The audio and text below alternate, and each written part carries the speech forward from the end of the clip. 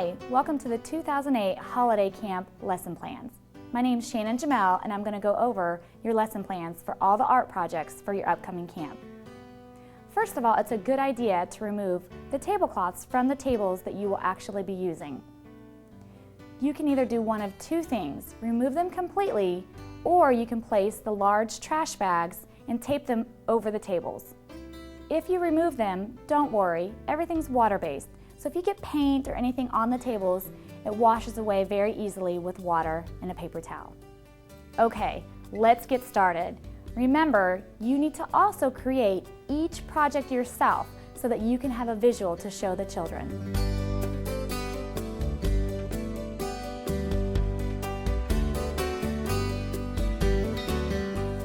Everybody received lesson plans that not only have the art projects, but there's also a quick fact sheet in there that has some information to go over regarding the holidays.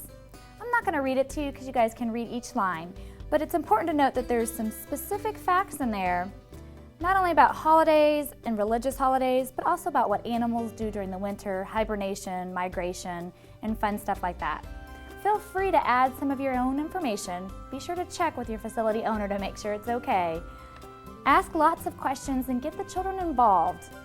You can even have fun days, like wearing their favorite holiday shirt to camp, and all kinds of fun stuff like that. So make it fun and creative.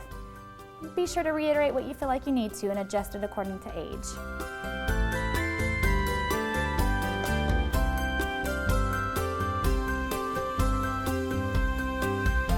All right, the first thing we're going to do is our candy cane painting. There will be a couple of adjustments that you can do for the younger kids, and I'll show you that in just a moment. What you're going to need is your 8x8 canvas panel, the picture of the candy cane that's provided in your lesson plan packet, your oil pastels, your paint, paper towels, water bucket with water maybe a quarter of the way full. The kids are really going to love this, especially when they try to pull it over and dump it, and your paint brushes. The first thing we're going to do is flip our pictures over, get out one of the oil pastels, and even though the picture's flipped over, you can kind of still see the image. And we're going to color over that entire image. Okay, once you've completed coloring your entire image, now you can flip the image over and grab your canvas panels. Before we transfer the image onto the canvas panels, turn it over and be sure that every child's name is written on the canvas panel. This will help out greatly later on, as well as fill out a paper plate. I'll explain this later on.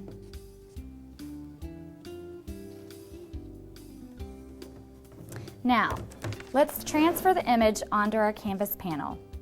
Place the image that you've just colored on top of your panel and kind of try to center it. Now here's one of two ways that you can make the adjustment for the younger children.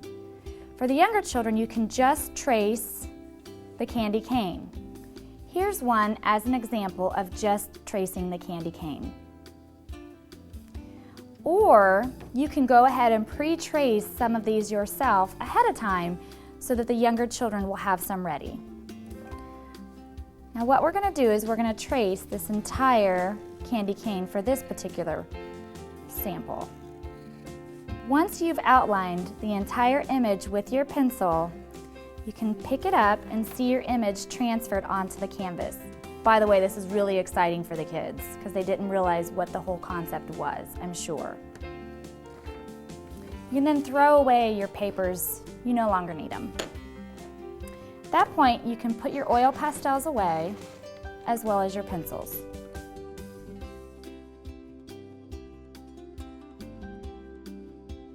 Now it's time to paint.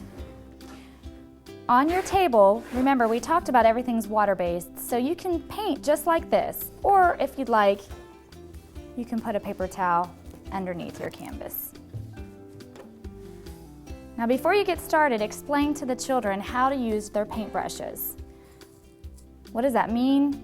Well, we're using paint that does not require water, at least at this point. It's not watercolors. So we don't get our paintbrush wet unless we're changing colors. And if we're changing colors, then we wash it out in the water bucket, and then we dry all of the water out of our paintbrush. If not, our paint will become really runny and there will be no real good color to it. Now we're ready to paint.